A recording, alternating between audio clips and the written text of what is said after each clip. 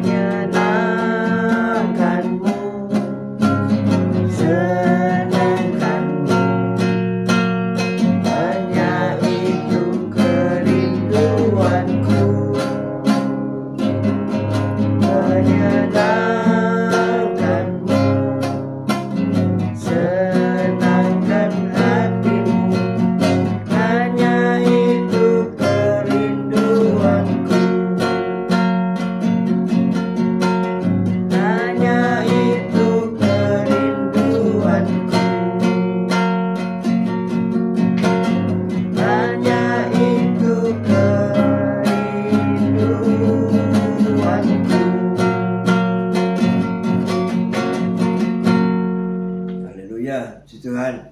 Selamat pagi Tuhan Yesus, Kau baik, Kau sungguh Allahku yang sungguh sangat baik. Kau sudah berikan satu hari yang indah ini bagi kami, dan Kau hari ini tetap menyertai kami dalam siaran gembala, siaran renungan pagi hari ini ya Tuhan. Terima kasih Tuhan Yesus, haleluya. Sebentar lagi Kau baca firman-Mu, renungkan firman-Mu. Kau buka hati pikiran kami agar kami dapat menerima firman-Mu. Kau berikan roh pengertian bagi kami agar kami mengerti akan firman-Mu, dan Kau berikan iman yang kuat bagi kami agar kami dapat melakukan firman-Mu dalam kehidupan kami Tuhan Yesus. Kami serahkan kehidupan kami sepanjang hari ini bersama semua rekan-rekan peserta daripada renungan pagi hari ini ke dalam tangan-Mu. di dalam kuat kuasamu, di dalam perlindunganmu, di dalam penyertaanmu, di dalam kasihmu, juga di dalam berkatmu ya Tuhan Yesus. Dan Kau tetap berikan kesehatan, kekuatan bagi tubuh kami, agar kami dapat melayani Engkau lebih lagi. Dalam nama Yesus kami sudah berdoa dan mengucap syukur. Amin, amin, amin. Amin. Selamat pagi Esther, Sepsi, Pak Anton, Bu Foni, Pak Paulus, selamat pagi. Bu Esterlin, selamat pagi. Pak Wong, selamat pagi. Bu Viken, Pak Henry, Pak Elias, Bu Elias, Bu Ruth Sugiyarti, Pak Saiman, Bu Rita Herawati, Bu Feve, Bu Lasma, Bu Titik Sulistiani, Bu Rima, Pak Anton, Pak Mei, Bu Ruli, selamat pagi semuanya yang sudah bergabung hari ini. Wow, luar biasa ya. Nah, pernah enggak saudara berkata wow gitu ya? Ayo kita baca Lukas 11 ayat 27 sampai 32. Kita akan berkata wow. Lukas 11 ayat 27 sampai 32. Dengan perikop siapa yang berbahagia. Lukas 11 ayat 27, demikian bunyi firman Tuhan. Ketika Yesus masih berbicara, berserulah seorang perempuan dari antara orang banyak dan berkata kepadanya, "Berbahagialah ibu yang telah mengandung engkau dan susu yang telah menyusui engkau." Tetapi ia berkata, "Yang berbahagia ialah mereka yang mendengarkan firman Allah dan yang memeliharanya." Ketika orang banyak mengerumuninya, berkatalah Yesus, "Angkatan ini adalah angkatan yang jahat. Mereka menghendaki suatu tanda, tetapi kepada mereka tidak akan diberikan tanda selain tanda Nabi Yunus. Sebab seperti Yunus menjadi tanda untuk orang-orang Niniwe, demikian pula lah Anak Manusia akan menjadi tanda untuk angkatan ini.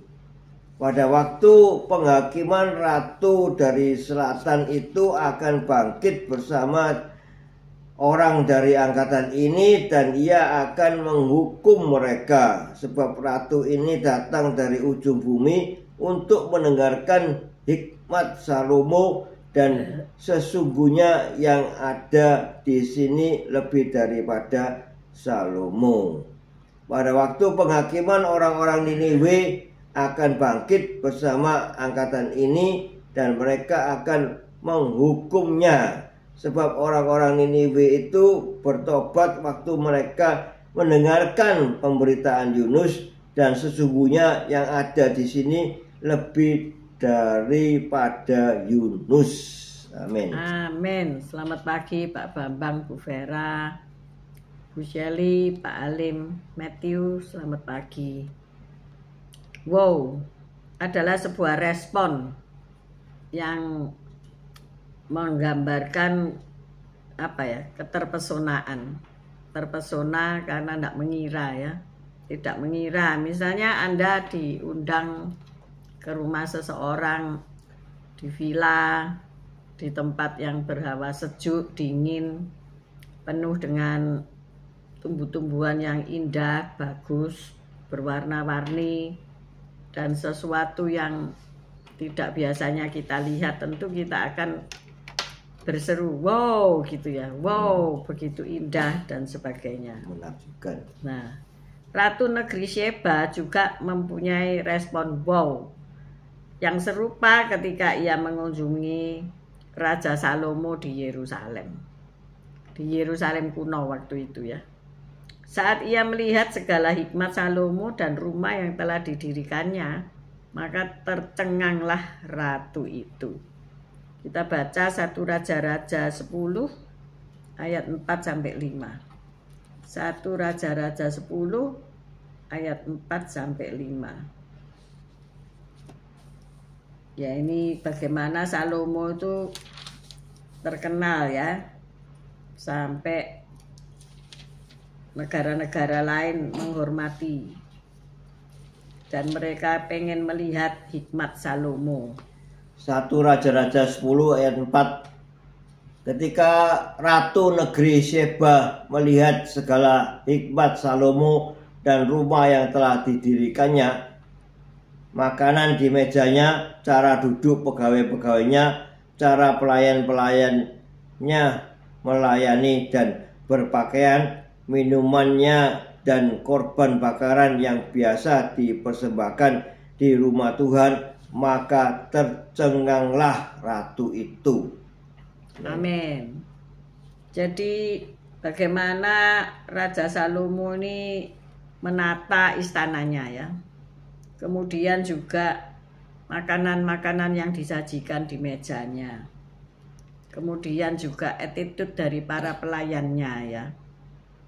Dan cara berpakaian dan sebagainya. Bagaimana mereka juga mempersembahkan korban bakaran kepada Tuhan dan sebagainya. Itu menjadi suatu nilai yang mengakibatkan Ratu negeri Sheba ini terpesona sampai berkata wow, karena mereka tidak pernah melihat hal-hal yang sedemikian rupa. Maka dari itu di sini kita belajar berabad-abad kemudian bahwa keturunan Raja Daud lainnya yaitu Yesus muncul dan membuat kagum orang banyak dengan cara yang berbeda. Ketika Yesus pergi kemana saja, orang-orang mengakui kehebatan hikmat dan karyanya ya. Kita baca Lukas 4 ayat 36. Lukas 4 ayat 36. Lukas 4 ayat 36. Dan semua orang takjub lalu berkata seorang kepada yang lain, katanya, alangkah hebatnya perkataan ini, sebab dengan penuh wibawa dan kuasa ia memberi perintah kepada roh-roh jahat dan mereka pun keluar. Amin. Nah, yaitu waktu Yesus mengusir roh jahat dari seseorang yang kerasukan ya.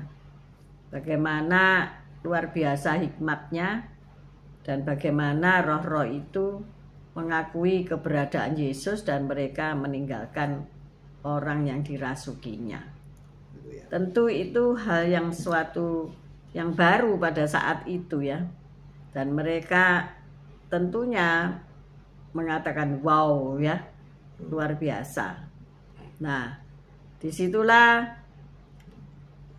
Yesus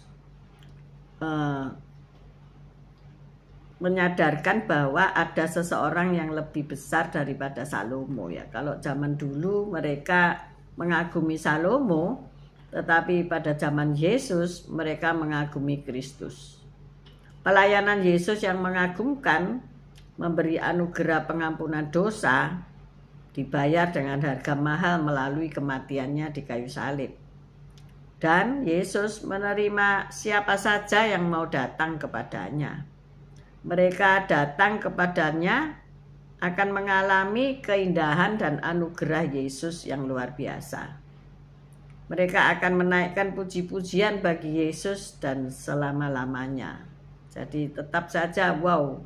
Kita katakan wow. Ya, hari-hari ini sebentar lagi kita akan menapak tilasi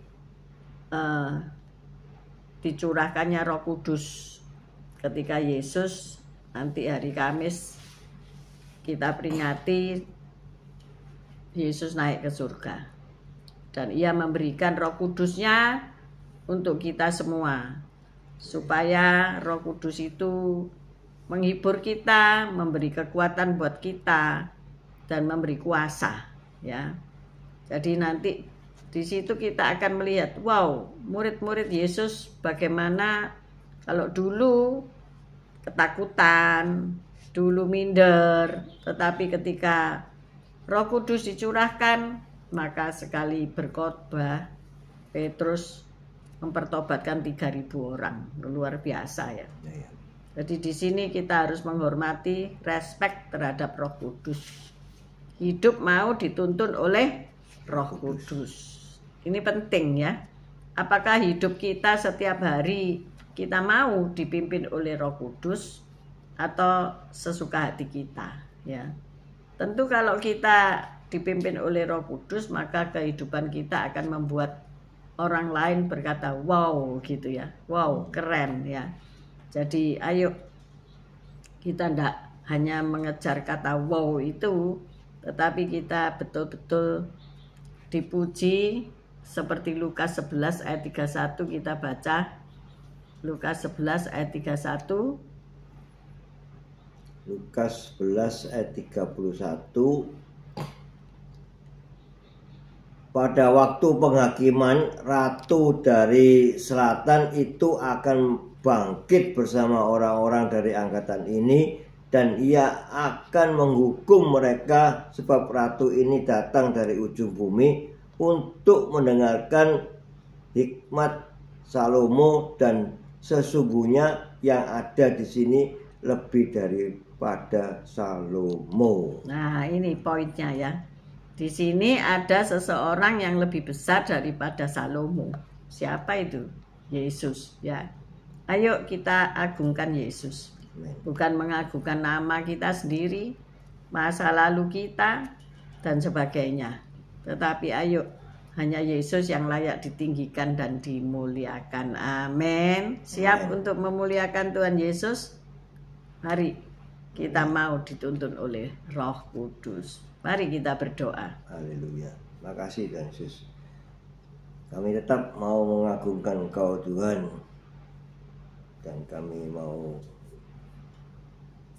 mendengarkan hikmat daripada Engkau Yesus. Terima kasih Tuhan Yesus, dan Engkau berikan hikmat itu bagi kami, untuk kami tetap menegakkan keadilan, untuk kami tetap mengagungkan Engkau, memberitakan segala kebaikan-Mu ya Tuhan Yesus, untuk lebih banyak orang lagi mengikut Engkau, percaya pada Engkau, dan diselamatkan. Terima kasih Tuhan Yesus. Haleluya. Amin. Kami mengucap syukur, terima kasih Tuhan, karena Engkau berhikmat lebih daripada kerajaan-kerajaan raja-raja di masa lalu. Tuhan, terima kasih untuk segala hikmat yang Kau beri dalam hidup kami. Terima kasih untuk curahan Roh Kudus-Mu yang membuat kami menjadi orang-orang yang lebih baik dari kemarin. Terima kasih Tuhan. Kami berdoa untuk mereka yang sakit. Tuhan, sembuhkanlah mereka. Baik mereka yang karena celaka, karena tidak memperhatikan kebenaran firman-Mu, ataupun karena mereka akibat cuaca yang buruk, gempa, mereka mendapatkan musibah, rumah mereka rusak, kesehatan mereka terganggu, hidup mereka terpuruk dalam kesedihan. Tuhan, tolong mereka semuanya. Pulihkanlah keadaan mereka, dan berikanlah tangan-Mu yang berlubang paku untuk menyembuhkan luka-luka hati, luka-luka badan, dan kesehatan mereka Engkau pulihkan. Kami juga berdoa untuk saat ini mereka yang kekurangan karena ter-PHK, tidak bisa bekerja, dan harus melakukan hal-hal yang mereka mungkin tidak pernah lakukan. Tuhan, tolong mereka sehingga mereka boleh hidup makmur, aman, damai sejahtera bersama Kristus. Kami juga berdoa untuk orang-orang yang mempunyai masalah di tengah-tengah dunia yang carut marut ini. Tuhan, baiklah Engkau yang menyelesaikannya bagi mereka. Kami mengangkat kedua belah tangan kami untuk menerima berkat-Mu. Tuhan memberkati Engkau, Tuhan melindungi Engkau, Tuhan menyinari Engkau dengan wajah-Nya dan memberikan Engkau kasih karunia. Tuhan menghadapkan wajah-Nya kepadamu dan memberikan Engkau damai sejahtera. Terimalah berkat dari Allah Bapa, Putra, dan Roh Kudus, berkat kasih, sukacita, damai sejahtera, mulai pagi hari ini sampai Maranatha Tuhan Yesus datang untuk kedua kalinya, bahkan sampai selama-lamanya. Mari yang sudah menerima berkat Tuhan katakan bersama, amin, amin, amin. See you tomorrow guys. Hari ini tetap sehat, tetap kuat, tetap semangat. Ayo melakukan yang terbaik untuk Tuhan Yesus. Wow, hari ini luar biasa. Wow, katakan wow, happy. Haleluya. See you tomorrow guys.